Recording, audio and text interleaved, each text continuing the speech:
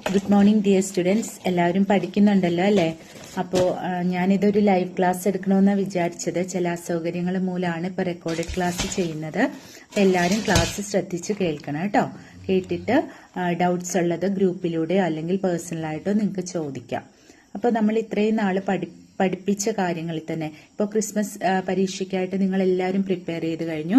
അപ്പോൾ ഈ പഠിപ്പിച്ച കാര്യങ്ങൾ ബേസ് ചെയ്തുകൊണ്ടുള്ള ഇമ്പോർട്ടൻറ്റ് ക്വസ്റ്റ്യൻസ് മാത്രമാണ് ഇന്നത്തെ ക്ലാസ്സിൽ നമ്മൾ ഡിസ്കസ് ചെയ്യുന്നത് കേട്ടോ. അപ്പോൾ ഇതിൻ്റെ അകത്ത് പറയുന്ന കാര്യങ്ങളിൽ കുറേയൊക്കെ നിങ്ങൾ നോട്ട്ബുക്കിൽ എഴുതിയെടുത്തിട്ടുള്ളതാണ്.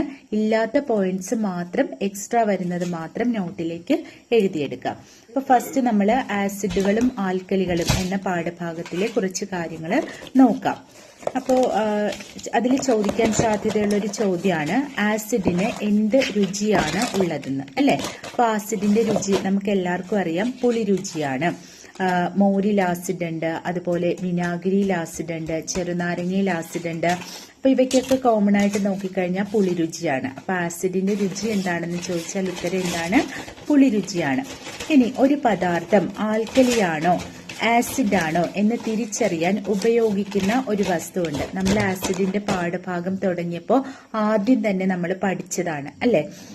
എങ്ങനെയാണ് ഒരു വസ്തു ആസിഡ് ആണോ ആൽക്കലിയാണോ എന്ന് തിരിച്ചറിയുന്നത്? അപ്പോൾ അതിനായിട്ട് നമ്മൾ ഉപയോഗിച്ച ഒരു പേപ്പർ ഉണ്ടല്ലോ, ഏതായിരുന്നത്? ലിറ്റ്മസ് പേപ്പർ ആണ്, അല്ലെ? ലിറ്റ്മസ് പേപ്പർ ഉപയോഗിച്ചാണ് നമ്മൾ ഒരു വസ്തു ആസിഡ് ആണോ ആൽക്കലി ആണോ എന്ന് തിരിച്ചറിയുന്നത്. ഇനി അപ്പോൾ നമുക്ക് ലിറ്റ്മസ് പേപ്പറിന് എങ്ങനെയാണ് കളർ ചേഞ്ച് വരുന്നതെന്നും കൂടി പഠിക്കണം. പ്രധാനമായിട്ടും രണ്ട് തരം ലിറ്റ്മസ് പേപ്പറാണ് ഉള്ളത്, നീല ലിറ്റ്മസ് പേപ്പറും ചുവപ്പ് ലിറ്റ്മസ് പേപ്പറും. അപ്പോൾ ആസിഡിൽ മുക്കുമ്പോൾ നീല ലിറ്റ്മസ് പേപ്പർ ആയാലും ചുവപ്പ് ലിറ്റ്മസ് പേപ്പർ ആയാലും ചുവന്ന നിറമാണ് കാണിക്കുന്നത്. അപ്പൊ ആസിഡിലെ ഏത് ലിറ്റ്മസ് ആയാലും ഏത് നിറമാണ് കാണിക്കുന്നത്? ചുവപ്പ് നിറമാണ് കാണിക്കുന്നത്. ഇനി ആൽക്കലിയിലാണെങ്കിൽ ചുവന്ന ലിറ്റ്മസ് പേപ്പറും നീല ലിറ്റ്മസ് പേപ്പറും നീല നിറമാണ് കാണിക്കുന്നത്. അപ്പോൾ അത് ഒരു കോഡ് ആൽക്കലി, ലാ സൗണ്ട് വരുന്നില്ലേ? അപ്പോൾ ആൽക്കലിയിൽ നീല എന്ന് ഓർക്കുക. ആസിഡിലാണെങ്കിൽ ചുവപ്പ്. അത് നീല ലിറ്റ്മസ് ആണെങ്കിലും ചുവപ്പ് ലിറ്റ്മസ് ആണെങ്കിലും ആസിഡിൽ ചുവപ്പ് നിറവും നീലയാണെങ്കിലും ചുവപ്പാണെങ്കിലും ആൽക്കലിയിൽ നീല നിറവുമാണ് കാണിക്കുന്നത്. ഇനി നമ്മളൊരു നിർവീര്യമായ ലായനിയാണ് എടുക്കുന്നതെങ്കിൽ, എന്താണ് നിർവീര്യ ലായനി എന്ന് പറഞ്ഞാൽ? ആസിഡോ ആൽക്കലിയോ അല്ലാത്ത ലായനിയാണ് നിർവീര്യ ലായനി എന്ന് പറയുക. അപ്പൊ നിർവീര്യ ലായനിയാണ് എടുക്കുന്നതെങ്കിൽ ഈ ലിറ്റ്മസ് പേപ്പറിന് കളർ ചേഞ്ച് കാണിക്കത്തില്ല. അപ്പൊ അതിന്റെ അർത്ഥം എന്ന് പറഞ്ഞാൽ അത് ആസിഡോ ആൽക്കലിയോ അല്ല എന്നാണ്. ഇനി ആസിഡുകളെയും ആൽക്കലികളെയും തിരിച്ചറിയാൻ ഉപയോഗിക്കുന്ന ചില പദാർത്ഥങ്ങളുണ്ട്. അപ്പൊ അത്തരത്തിലുള്ള പദാർത്ഥങ്ങളെ വിളിക്കുന്ന പേരാണ് സൂചകങ്ങൾ എന്ന് പറയുന്നത്. അപ്പോൾ ഇതിൽ തന്നെ സൂചകങ്ങളിൽ തന്നെ രണ്ട് തരം സൂചകങ്ങളുണ്ട്. പ്രകൃതിദത്ത സൂചകങ്ങളുമുണ്ട്, കൃത്രിമ സൂചകങ്ങളുമുണ്ട്. ഈ പ്രകൃതിദത്ത സൂചകങ്ങൾക്ക് ഉദാഹരണമാണ് മഞ്ഞളും ലിറ്റ്മസ് പേപ്പറും ഒക്കെ. അതുപോലെ കൃത്രിമ സൂചകങ്ങൾക്ക് ഉദാഹരണങ്ങളാണ് മീഥൈൽ ഓറഞ്ചും ഫിനോഫ്തലിനും. നമ്മൾ ലബോറട്ടറികളിൽ ഉപയോഗിക്കുന്ന സൂചകങ്ങളാണ് മീഥൈൽ ഓറഞ്ചും ഫിനോഫ്തലിനും. അതൊക്കെ നമ്മൾ ക്ലാസ്സിൽ കണ്ട് പഠിച്ചിട്ടുള്ള കാര്യങ്ങളാണ്. അതാണ് ടീച്ചർ കുറച്ച് സ്പീഡിൽ പറയുന്നത്. അതുപോലെ തന്നെ നമ്മുടെ ഉള്ളിയും ഒരു സൂചകമാണ്. സൂചകത്തിന് ഇംഗ്ലീഷിൽ പറയുന്നത് ഇൻഡിക്കേറ്റർ എന്നാണ് കേട്ടോ. ഇനി പദാർത്ഥങ്ങളുടെ ആസിഡ് ആൽക്കലി സ്വഭാവം തിരിച്ചറിയുന്നത് എന്ത് ഉപയോഗിച്ചാണ് എന്നൊരു ക്വസ്റ്റ്യൻ ചോദിച്ചിട്ടുണ്ട്. അപ്പൊ അതിന്റെ 4 ഓപ്ഷൻസ് തന്നത് ഇതൊക്കെയായിരുന്നു: barometer, hydrometer, pH scale, thermometer എന്നിവയാണ്. അപ്പൊ ഇതിന്റെ ആൻസർ എന്ന് പറയുന്നത് pH സ്കെയിലാണ്. pH സ്കെയിലാണ് പദാർത്ഥങ്ങളുടെ ആസിഡ് ആൽക്കലി സ്വഭാവം തിരിച്ചറിയുന്നതിന് ഉപയോഗിക്കുന്നത്. അപ്പോൾ ഓരോന്നിനും ഓരോ pH വാല്യൂ ഉണ്ട്. അതായത് നിർവീര്യ ലായനിയുടെ pH വാല്യൂ എന്ന് പറയുന്നത് എപ്പോഴും 0 ആയിരിക്കും. എന്നാൽ pH വാല്യൂ 0ക്കും 7നും ഇടയ്ക്കാണെങ്കിൽ ആ വസ്തു ആസിഡ് ആയിരിക്കും. 7 മുതൽ 14 വരെയാണെങ്കിൽ pH വാല്യൂ 7 മുതൽ 14 വരെയാണെങ്കിൽ അത് ആൽക്കലി സ്വഭാവം ഉള്ളവയായിരിക്കും. ഇനി ഏതിനും സസ്യത്തിൽ നിന്നും ലഭിക്കുന്ന ചായമാണ് ലിറ്റ്മസ് എന്ന് ചോദിച്ചാൽ അതിന്റെ ഉത്തരം ലൈക്കനുകൾ എന്നാണ് കേട്ടോ. അപ്പൊ ലൈക്കനുകൾ എന്ന വിഭാഗത്തിൽപ്പെടുന്ന സസ്യത്തിൽ നിന്നും വേർതിരിച്ചെടുക്കുന്ന ചായമാണ് ലിറ്റ്മസ്. ഇനി ആസിഡുകളുടെ രാജാവ് എന്നറിയപ്പെടുന്ന ആസിഡ് സൾഫ്യൂരിക് ആസിഡ് ആണ്. ഇനി ഹൈഡ്രജൻ എന്ന വാതകം കണ്ടെത്തിയത് ആരാണെന്ന് ചോദിച്ചാല് ഹെൻറി കാവൻഡിഷ് എന്നൊരു ശാസ്ത്രജ്ഞനാണ് ഹൈഡ്രജൻ എന്ന വാതകം കണ്ടെത്തിയത്. എന്നാൽ ഹൈഡ്രജന് ആ പേര് നൽകിയത് ആരാണെന്ന് ചോദിച്ചാൽ ലാവോസിയർ ആണ് കേട്ടോ. അപ്പൊ ഹൈഡ്രജൻ വാതകം കണ്ടെത്തിയത് ഹെൻറി കാവൻഡിഷും ഹൈഡ്രജന് ആ പേര് നൽകിയത് ലാവോസിയറുമാണ്. ഇനി ആ പാഠഭാഗത്തിന്റെ ലാസ്റ്റിലേക്ക് വരുമ്പോൾ ആസിഡും ലോഹവും തമ്മിലുള്ള പ്രവർത്തനമാണ്. അപ്പോൾ ആസിഡുകളും ലോഹവും തമ്മിൽ പ്രവർത്തിച്ച് ഏത് വാതകമാണ് ഉണ്ടാകുന്നതെന്ന് ചോദിച്ചാൽ ഹൈഡ്രജൻ വാതകമാണ്. നമ്മൾ പരീക്ഷണം ചെയ്തതാണ്, പരീക്ഷയ്ക്ക് ചോദിച്ചതുമാണ് ആ ചോദ്യം അല്ലെ. അപ്പൊ ആസിഡ് ലോഹങ്ങളുമായി പ്രവർത്തിച്ചാൽ എന്താണ് ഉണ്ടാകുന്നതെന്ന് ചോദിച്ചാൽ ഹൈഡ്രജൻ ഗ്യാസും ഈ ഹൈഡ്രജൻ ഗ്യാസിനോടൊപ്പം ലവണവും ഉണ്ടാവുന്നു. അപ്പൊ നിങ്ങൾ തന്നെ പഠിച്ചതാണ്, പോപ്പ് എന്ന സൗണ്ടോടുകൂടി കത്തുന്ന വാതകമാണ് ഹൈഡ്രജൻ എന്ന് പറയുന്നത്. അപ്പോ കത്തുന്ന വാതകം ഏതാണെന്ന് ചോദിച്ചാൽ ഉത്തരം ഹൈഡ്രജൻ ആണ് കേട്ടോ. അതുപോലെ തന്നെ ഹൈഡ്രജൻ എന്ന വാക്കിന്റെ അർത്ഥം എന്താണെന്ന് ചോദിക്കാം. ജലം ഉൽപ്പാദിപ്പിക്കുന്നത് എന്നാണ് ഹൈഡ്രജൻ എന്ന വാക്കിന്റെ അർത്ഥം. പിന്നെ അതിൽ തന്നെ ആസിഡും ലോഹവുമായി പ്രവർത്തിക്കുന്നത് പഠിച്ചു കഴിഞ്ഞ് നമ്മൾ പഠിച്ചതാണ്. ആസിഡുകളും കാർബണേറ്റുകളുമായിട്ടുള്ള പ്രവർത്തനം നമ്മൾ ചോക്കൊക്കെ ഇട്ട് ആ പരീക്ഷണം ചെയ്തതാണ്. അപ്പൊ ആസിഡും കാർബണേറ്റുകളുമായി പ്രവർത്തിക്കുമ്പോൾ ഉണ്ടാകുന്ന വാതകം ഏതാണെന്ന് ചോദിച്ചാൽ ആ പേരിൽ തന്നെയുണ്ട് കാർബണേറ്റ്, അതിൽ തന്നെയുണ്ട് കാർബൺ ഡൈ ഓക്സൈഡ് ആണ് കേട്ടോ. ആസിഡുകളും കാർബണുമായിട്ട് പ്രവർത്തിച്ചുണ്ടാവുന്ന വാതകം കാർബൺ ഡൈ ഓക്സൈഡ് ആണ്.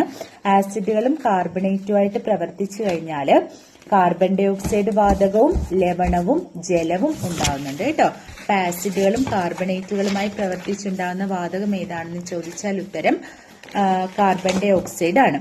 അടുത്ത ചാപ്റ്റർ പ്രകാശം പ്രതിപദിക്കുമ്പോൾ എന്ന ചാപ്റ്ററിലെ കുറച്ച് കാര്യങ്ങളാണ് ചർച്ച ചെയ്യാൻ പോകുന്നത്. അതിൽ പ്രധാനമായിട്ടും റിപ്പീറ്റഡ് ആയിട്ട് ചോദിച്ചു കണ്ടിട്ടുള്ളൊരു ക്വസ്റ്റ്യൻ ആണ്.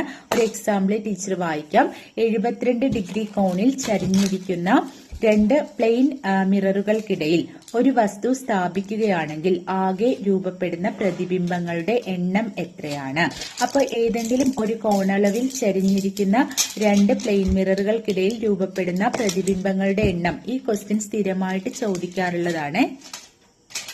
ഇത്തരത്തിലൊരു ക്വസ്റ്റ്യൻ വന്നു കഴിഞ്ഞാൽ അതിന്റെ ഉത്തരം കണ്ടുപിടിക്കാനുള്ള ഇക്വേഷൻ നമ്മുടെ ടെക്സ്റ്റ് ബുക്കിൽ തന്നെ അധിക വായനയ്ക്ക് എന്നൊരു കോളത്തിൽ കിടപ്പുണ്ട്. 360 ഡിവൈഡഡ് ബൈ എക്സ് മൈനസ് 1 എന്നാണ് ആ ഇക്വേഷൻ. ആ എക്സിന്റെ സ്ഥാനത്ത് നമ്മുടെ കോണളവ് ഇട്ട് കൊടുത്തു കഴിഞ്ഞാൽ നമുക്ക് ഉത്തരം കിട്ടും. അപ്പൊ 360 ബൈ 72 മൈനസ് 1 എന്നാണ് കിട്ടുക. 360നെ 72 കൊണ്ട് ഹരിച്ചാൽ 5 കിട്ടും. 5 മൈനസ് 1 4 ഉത്തരം കിട്ടുക. ഈ ക്വസ്റ്റ്യൻ ടീച്ചർ ഓഫ്ലൈൻ ക്ലാസ്സിൽ ഒന്നും കൂടി ഇത്തരം ക്വസ്റ്റ്യൻസ് നമുക്ക് പ്രാക്ടീസ് ചെയ്യുമ്പോൾ നിങ്ങൾക്ക് കൂടുതലായിട്ട് മനസ്സിലാവും കേട്ടോ. പറ്റുന്നവർ ഇതൊന്ന് ചെയ്ത് നോക്കുക. ഇനി നിങ്ങൾക്ക് പഠിക്കാനില്ലാത്തൊരു പോർഷനാണ്, ടെക്സ്റ്റിൽ പറയുന്നില്ല, എന്നാലും USS പരീക്ഷകളിൽ ചോദിച്ചു കണ്ടിട്ടുണ്ട്. കോൺവെക്സ് മിററിലെ പ്രതിബിംബത്തിന്റെ പ്രത്യേകത എന്താണെന്നാണ് ചോദിച്ചിരിക്കുന്നത്. അപ്പോ മിഥ്യാ പ്രതിബിംബമാണ് കേട്ടോ. കോൺവെക്സ് മിററില് രൂപപ്പെടുന്ന പ്രതിബിംബം എന്താണെന്ന് ചോദിച്ചാൽ മിഥ്യാ പ്രതിബിംബമാണ്. യഥാർത്ഥ പ്രതിബിംബമല്ല, മിഥ്യാ പ്രതിബിംബമാണ്. അത് നിങ്ങൾ പഠിച്ചിരുന്നാൽ മതി. മിഥ്യാ പ്രതിബിംബം എന്താണ്, യഥാർത്ഥ പ്രതിബിംബം എന്താണെന്നൊക്കെ ഞാൻ ക്ലാസ്സിൽ വരുമ്പോൾ ആ മിറർ കാണിച്ച് ടീച്ചർ പഠിപ്പിച്ചു തരാം കേട്ടോ. അപ്പൊ കോൺവെക്സ് മിററില് മിഥ്യാ പ്രതിബിംബമാണെന്ന് ഓർത്തിരിക്കുക. നമ്മൾ കണ്ണാടിയിലൊക്കെ നോക്കുമ്പോൾ കാണുന്നത് മിഥ്യാ പ്രതിബിംബമാണ് കേട്ടോ. പിന്നെ അടുത്തൊരു ചോദ്യം എന്ന് പറഞ്ഞാല് അടുത്തൊരു ചോദ്യം നിങ്ങളുടെ ടെക്സ്റ്റ് ബുക്കിൽ ഇല്ലാത്തതാണ്. പ്രതിപതന തലം അകത്തേക്ക് വളഞ്ഞു നിൽക്കുന്ന ദർപ്പണം. അതായത് നമ്മൾ നോക്കുന്ന ഭാഗം ഉള്ളിലേക്ക് കുഴിഞ്ഞിരിക്കും. അപ്പോ ആ ഒരു ദർപ്പണത്തിന് പറയുന്ന പേര് കോൺകേവ് ദർപ്പണം എന്നാണ് പറയുക. അപ്പൊ കേവ് എന്ന് പറഞ്ഞാൽ എന്താണ്? ഗുഹയാണ് അല്ലെ. ഗുഹ ഉള്ളിലേക്ക് കുഴിഞ്ഞല്ലേ ഇരിക്കുക, അങ്ങനെ ഓർത്തിരിക്കുക. പ്രതിപതന തലം ഉള്ളിലേക്ക് കുഴിഞ്ഞിരിക്കുന്ന ദർപ്പണമാണ് കോൺകേവ് ദർപ്പണം. നമ്മൾ ഈ കുഴിഞ്ഞ തവി അല്ലെങ്കിൽ സ്പൂണൊക്കെ എടുത്തു കഴിഞ്ഞാൽ ഉൾഭാഗം എങ്ങനെയായിരിക്കുന്നത്? ഉള്ളിലേക്ക് കുഴിഞ്ഞാണ്. അപ്പൊ അങ്ങനെയുള്ള മിററിനെ പറയുന്ന പേരാണ് കോൺകേവ് മിറർ. ഇനി ഈ സ്പൂൺ നേരെ തിരിച്ചു പിടിച്ചാൽ എങ്ങനെയായിരിക്കുക? പുറത്തേക്ക് തള്ളിയാണല്ലേ ഇരിക്കുന്നത്. അപ്പോ പ്രതിപതന തലം പുറത്തേക്ക് തള്ളിയിരിക്കുന്ന ദർപ്പണത്തെ പറയുന്ന പേര് കോൺവെക്സ് ദർപ്പണമാണ്. അപ്പോ പ്രത്യേകം ശ്രദ്ധിക്കുക, ഉള്ളിലേക്ക് കുഴിഞ്ഞിരിക്കുകയാണെങ്കിൽ അത് കോൺകേവ് ദർപ്പണവും പുറത്തേക്ക് തള്ളി നിൽക്കുകയാണെങ്കിൽ അത് കോൺവെക്സ് ദർപ്പണവുമാണ്. പിന്നീട് ചോദിക്കുന്ന ഒരു ക്വസ്റ്റ്യൻ ആണ് റിയർ വ്യൂ മിററായി ഉപയോഗിക്കുന്ന ദർപ്പണം ഏതാണെന്ന്. അപ്പോൾ റിയർ വ്യൂ മിറർ എന്ന് പറഞ്ഞാൽ വാഹനങ്ങളിലെ സൈഡ് മിറർ ഇല്ലേ, വാഹനങ്ങളിലൊക്കെയുള്ള സൈഡ് മിറർ. അപ്പോൾ അത് നമ്മൾ തൊട്ട് നോക്കിക്കഴിഞ്ഞാൽ അറിയാം പുറത്തേക്ക് ഇങ്ങനെ തള്ളിയാണ് നിൽക്കുന്നത്. അപ്പോൾ കോൺവെക്സ് മിറർ ആണ് കേട്ടോ. കോൺവെക്സ് മിറർ ആണ് റിയർ വ്യൂ മിററായിട്ട് ഉപയോഗിക്കുന്ന ദർപ്പണം. ഓക്കെ, ഇനി നമുക്ക് കുറച്ച് പ്രീവിയസ് ക്വസ്റ്റ്യൻസ് നോക്കാം. ഒന്നാമത്തെ ചോദ്യം ഇതാണ്: വൈദ്യുത ബൾബിലെ ഫിലമെന്റായി ഉപയോഗിക്കുന്ന ലോഹം ഏതാണെന്നാണ്. Copper, aluminium, nichrome, tungsten. ഈ 4 ഓപ്ഷനാണ് തന്നിരിക്കുന്നത്. ഉത്തരം നിങ്ങൾക്ക് അറിയാമല്ലോ അല്ലെ. വൈദ്യുത ബൾബിലെ ഫിലമെന്റായിട്ട് ഉപയോഗിക്കുന്നത് ടങ്സ്റ്റൺ ആണ്. അടുത്തത് ഏറ്റവും നല്ല വൈദ്യുത ചാലകം ഏതാണെന്നാണ് ചോദിച്ചിരിക്കുന്നത്. അലുമിനിയം, ഇരുമ്പ്, കോപ്പർ, സിൽവർ. അപ്പൊ ഈ 4 വസ്തുക്കളും വൈദ്യുതിയെ കടത്തിവിടുന്നതാണ് എന്ന് നമുക്കറിയാം അല്ലെ, വൈദ്യുത ചാലകങ്ങളാണ്.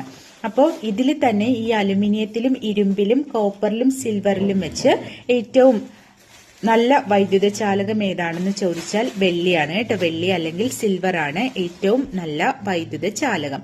പിന്നെ ചോദിച്ചിട്ടുള്ളൊരു ചോദ്യമാണ് ഒരു ടോർച്ച് സെല്ലിന്റെ വോൾട്ട് എത്രയാണെന്ന്. അപ്പോൾ സാധാരണയായി നമ്മൾ ഉപയോഗിക്കുന്ന ടോർച്ച് സെല്ലിന്റെ വോൾട്ട് 1.5 വോൾട്ട് ആണ്. 1.5 വോൾട്ട് ആണ് ഒരു ടോർച്ച് സെല്ലിന്റെ വോൾട്ട് എന്ന് പറയുന്നത്. ഇനി അടുത്തൊരു ചോദ്യം എന്ന് പറയുന്നത് വൈദ്യുതോപകരണങ്ങളിൽ രേഖപ്പെടുത്തുന്ന സ്റ്റാർ റേറ്റിംഗിൽ പരമാവധി ഉള്ള സ്റ്റാറുകളുടെ എണ്ണം. അപ്പൊ നമ്മൾ സാധനങ്ങൾ ഗുണനിലവാരമുള്ളതാണോ എന്നൊക്കെ നമ്മൾ ഓൺലൈനിലായാലും ഒക്കെ പർച്ചേസ് ചെയ്യുമ്പോൾ നമ്മൾ എത്ര സ്റ്റാർ ഉണ്ടോന്നാ നോക്കുക, 5 സ്റ്റാർ ഉണ്ടോന്നാ നോക്കുക അല്ലെ. അപ്പോ വൈദ്യുതോപകരണങ്ങൾ രേഖപ്പെടുത്തുന്ന സ്റ്റാർ റേറ്റിംഗിൽ സ്റ്റാറുകളുടെ എണ്ണം എന്ന് പറയുന്നത് മാക്സിമം 5 ആണ്. അടുത്തത് റിപ്പീറ്റഡ് ആയിട്ട് ചോദിക്കുന്ന ഒരു ചോദ്യമാണ് വൈദ്യുത പ്രവാഹം നിയന്ത്രിക്കുന്ന സംവിധാനം ഏതാണെന്ന്. അത് എല്ലാവർക്കും അറിയാവുന്നതാണ് അല്ലെ. സ്വിച്ച് ആണ് വൈദ്യുത പ്രവാഹം നിയന്ത്രിക്കുന്ന സംവിധാനം. അടുത്തത് വൈദ്യുത കാന്തം ഉപയോഗിച്ച് പ്രവർത്തിക്കുന്ന ഉപകരണം ഏതാണെന്നാണ് ചോദിച്ചിരിക്കുന്നത്. 4 ഓപ്ഷൻസ് ഉണ്ട്: ബൾബ്, ടോർച്ച്, മിക്സി, ഇസ്തിരിപ്പെട്ടി. അപ്പോൾ ഈ വൈദ്യുത കാന്തം ഉപയോഗിച്ച് പ്രവർത്തിക്കുന്നത് ഇതില് മിക്സിയാണ് കേട്ടോ. അതായത് fan, motor, calling bell, loud speaker തുടങ്ങിയവയൊക്കെ വൈദ്യുത കാന്തം ഉപയോഗിച്ച് പ്രവർത്തിക്കുന്നവയാണ്. ഇനി കാന്തത്താൽ ആകർഷിക്കപ്പെടുന്ന ഒരു വസ്തു. 4 ഓപ്ഷൻ തന്നിട്ടുണ്ട്: അലുമിനിയം, കോപ്പർ, നിക്കൽ, സിൽവർ. ഇതില് കാന്തം ആകർഷിക്കുന്നത് നിക്കലാണ് കേട്ടോ. അപ്പോ കാന്തം ആകർഷിക്കുന്ന 3 വസ്തുക്കൾ, കാന്തം ആകർഷിക്കുന്ന വസ്തുക്കൾക്ക് ഉദാഹരണമാണ് ഇരുമ്പ്, കൊബാൾട്ട്, നിക്കൽ. ഇങ്ങനെയുള്ള വസ്തുക്കളൊക്കെ കാന്തം ആകർഷിക്കുന്ന വസ്തുക്കളാണ്. അപ്പോ നിക്കലാണ് ആ ചോദ്യത്തിന്റെ ഉത്തരം. അടുത്തൊരു ചോദ്യമാണ് പ്രകൃതിയിലെ കാന്തത്തിന് ഉദാഹരണം. പ്രകൃതിയിലെ കാന്തത്തിന് ഉദാഹരണം ഏതാണെന്ന് ചോദിച്ചാൽ ലോഡ് സ്റ്റോൺ ആണ് കേട്ടോ. പ്രകൃതിയിലെ കാന്തത്തിന് ഉദാഹരണം ലോഡ് സ്റ്റോൺ ആണ്. ഇനി നമ്മൾ നോട്ടിൽ തന്നിട്ടുള്ളൊരു ക്വസ്റ്റ്യൻ ആണ് കായംകുളം താപനിലയത്തിൽ ഉപയോഗിക്കുന്ന ഇന്ധനം ഏതാണെന്ന്. കായംകുളം താപനിലയത്തിൽ ഉപയോഗിക്കുന്ന ഇന്ധനം നാഫ്തയാണ് കേട്ടോ. ഇനി ഒരു പ്രീവിയസ് ക്വസ്റ്റ്യൻ ആണ് കേരളത്തിലെ ഏറ്റവും വലിയ ജലവൈദ്യുത പദ്ധതി ഏതാണെന്നാണ്. അപ്പൊ നമ്മൾ ജലവൈദ്യുത പദ്ധതികൾ ഏതൊക്കെയാണെന്ന് കോഡ് വെച്ച് പഠിച്ചതാണ് അല്ലെ. ഇടുക്കി പള്ളിയുടെ മൂലയ്ക്ക് ശബരിക്കുട്ടി വെള്ളത്തിൽ കളിച്ചു, ആ ഒരു കോഡ് ഉപയോഗിച്ച് നമ്മൾ പഠിച്ചതാണ്. അപ്പൊ ജലവൈദ്യുത പദ്ധതികൾ ഏതൊക്കെയാണെന്ന് നമുക്കറിയാം. അതിൽ തന്നെ ഏറ്റവും വലിയ ജലവൈദ്യുത പദ്ധതി ഇടുക്കി ജലവൈദ്യുത പദ്ധതിയാണ് കേട്ടോ. ഇനി സമതല ദർപ്പണത്തിന് ഉദാഹരണം ഏതാണെന്ന് ചോദിച്ചിട്ടുണ്ട്. 4 ഓപ്ഷൻസ്: മുഖക്കണ്ണാടി, സ്റ്റീൽ തവി, സ്റ്റീൽ ഗ്ലാസ്. ഇവയൊന്നുമല്ല എന്നാണ് പറഞ്ഞിരിക്കുന്നത്. സമതല ദർപ്പണം എന്താണെന്ന് നമ്മൾ പഠിച്ചിട്ടുണ്ട്. അതായത് ഉപരിതലം സമതലമായ ദർപ്പണമാണ് സമതല ദർപ്പണം. അതായത് പരന്നിരിക്കുന്ന, ഇപ്പോൾ മുഖം നോക്കുന്ന കണ്ണാടിയല്ലേ പരന്നിരിക്കുന്നത്. സ്റ്റീൽ തവി ആയാലും സ്റ്റീൽ ഗ്ലാസ് ആയാലും ഒക്കെ പരന്നൊരു പ്രതലമല്ല. അപ്പൊ സമതല ദർപ്പണത്തിന് ഉദാഹരണം മുഖം നോക്കുന്ന കണ്ണാടിയാണ് കേട്ടോ. അടുത്തൊരു ചോദ്യം: മിനുസമല്ലാത്ത പ്രതലത്തിൽ പ്രകാശം പതിക്കുമ്പോൾ എന്താണ് സംഭവിക്കുന്നത് അല്ലെ. ഓപ്ഷൻസ്: ക്രമപ്രതിപതനം, വിസരിത പ്രതിപതനം, പ്രതിബിംബം. ഇവയൊന്നുമല്ല എന്നാണ് നമ്മുടെ ഇപ്രാവശ്യത്തെ ക്രിസ്മസ് എക്സാമിന് ചോദിച്ചൊരു ക്വസ്റ്റ്യൻ കൂടിയാണത്. മിനുസമല്ലാത്ത പ്രതലത്തില് പ്രകാശം പതിക്കുമ്പോൾ നമുക്കറിയാം വിസരിത പ്രതിപതനമാണ് സംഭവിക്കുന്നതെന്ന് അല്ലെ. അപ്പോ അതാര്യ വസ്തുക്കളിൽ തട്ടുമ്പോഴാണ് പ്രകാശത്തിന് പ്രതിപതനം സംഭവിക്കുന്നത്. അപ്പൊ നമ്മൾ പഠിച്ചിട്ടുണ്ട് സുതാര്യ വസ്തുക്കൾ പ്രകാശം കടത്തിവിടുന്നത് കൊണ്ട് പ്രതിപതിപ്പിക്കത്തില്ല. എന്നാൽ അതാര്യ വസ്തുക്കളിൽ പ്രകാശം പതിച്ചു കഴിഞ്ഞാൽ അത് തിരിച്ചു വരും, പ്രതിപതിക്കും അല്ലെ. അപ്പൊ അതാര്യ വസ്തുക്കളിൽ തന്നെ രണ്ട് തരം അതാര്യ വസ്തുക്കളുണ്ട്. ഒന്ന് മിനുസമുള്ള അതാര്യ വസ്തുക്കളും ഉണ്ട്, അതുപോലെ തന്നെ മിനുസമില്ലാത്ത അതാര്യ വസ്തുക്കളും ഉണ്ട്. നമ്മുടെ ചോദ്യം മിനുസമുള്ള അതാര്യ വസ്തുക്കളിലാണെങ്കിൽ അത് ക്രമമായിട്ടാണ് പ്രതിപതിക്കുക. ഇനി മിനുസമില്ലാത്ത പ്രതലത്തിൽ പ്രകാശം പതിച്ചു കഴിഞ്ഞാൽ അത് ക്രമരഹിതമായിട്ടാണ്, അതായത് വിസരിത പ്രതിപതനാണ് സംഭവിക്കുന്നത്. നമ്മൾ ചിത്രം വരച്ച് അത് നമ്മൾ പഠിച്ചിട്ടുള്ള കാര്യമാണ്.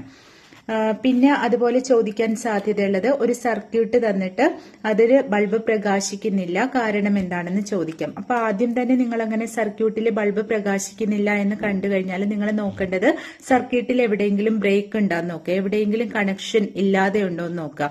അപ്പൊ നിങ്ങൾ നോക്കുമ്പോൾ എല്ലായിടത്തും കണക്ഷൻ ഉണ്ട് എന്ന് വിചാരിക്കുക, എന്നിട്ടും ബൾബ് തെളിയുന്നില്ലെങ്കിൽ പിന്നെ ഉള്ള ഒരു സാധ്യത എന്ന് പറഞ്ഞാൽ ബാറ്ററിയുടെ പോസിറ്റീവും നെഗറ്റീവ് ടെർമിനലും തമ്മിലാണോ കണക്ട് ചെയ്തിരിക്കുന്നതെന്ന് നോക്കുക. കാരണം രണ്ട് പോസിറ്റീവ് അടുപ്പിച്ചു വെച്ചാലും രണ്ട് നെഗറ്റീവ് അടുപ്പിച്ചു വെച്ചാലും ബൾബ് പ്രകാശിക്കത്തില്ല. അപ്പോൾ ബാറ്ററി ശ്രദ്ധിക്കുക, സെല്ലുകളുടെ രണ്ട് പോസിറ്റീവ് സൈഡുകൾ തമ്മിലോ നെഗറ്റീവ് സൈഡുകൾ തമ്മിലോ അടുപ്പിച്ചിരുന്നാലും ബൾബ് പ്രകാശിക്കില്ല. അത് ചിത്രം നോക്കി മനസ്സിലാക്കണം കേട്ടോ. പിന്നെ ഈ പാഠഭാഗത്തു നിന്ന് ചോദിക്കാൻ സാധ്യതയുള്ള ഒരു ചോദ്യമാണ്, ഒരു ദർപ്പണത്തില് ഒരു പ്രകാശരശ്മി വന്ന് പതിച്ച് പ്രതിപതിച്ചു പോകുന്ന രശ്മിയും തരും, എന്നിട്ട് പതന രശ്മിയും പ്രതിപതന രശ്മിയും കണ്ടുപിടിക്കാനായിട്ട് ചോദിക്കും. നമുക്ക് ഈസി ആയിട്ട് അതിന്റെ ആരോ നോക്കിയിട്ട് ഏതാണ് പതനരശ്മി ഏതാണ് പ്രതിപതന രശ്മി എന്ന് കണ്ടുപിടിക്കാനായിട്ട് സാധിക്കും. ക്ലാസ്സിൽ പഠിപ്പിച്ച കാര്യമാണ്, അല്ലെങ്കിൽ ഇനി ഓഫ്ലൈൻ ക്ലാസ്സിൽ വരുമ്പോൾ ഒന്നുകൂടി അത് ക്ലിയർ ആക്കി തരാം, എങ്ങനെ കണ്ടുപിടിക്കാം, ലംബം ഏതാണ്, പതനരശ്മി ഏതാണ്, പ്രതിപതന രശ്മി ഏതാണെന്ന്. അപ്പൊ ഏറെക്കുറെ ചോദിച്ച പ്രീവിയസ് ക്വസ്റ്റ്യൻസും ഇമ്പോർട്ടന്റ് ആയിട്ടുള്ള കാര്യങ്ങളും നമ്മൾ ഇതുവരെ പഠിച്ച പാഠഭാഗത്ത് നിന്ന് നമ്മൾ ചർച്ച ചെയ്തിട്ടുണ്ട്. അപ്പൊ എല്ലാവരും ക്ലാസ് ഒരു 2 തവണയെങ്കിലും കേൾക്കുക. ഇതിലേതെങ്കിലും ഒക്കെ പോർഷൻസ് നമ്മൾക്ക് ആവശ്യമുണ്ടെങ്കിൽ അത് നോട്ട് ചെയ്തെടുക്കുക. ഡൗട്ട്സ് ഉണ്ടെങ്കിൽ ഗ്രൂപ്പിൽ ചോദിക്കുക. അപ്പൊ ഇത്രയും കാര്യങ്ങളാണ് ഇന്ന് ചർച്ച ചെയ്യുന്നത്. Okay, by.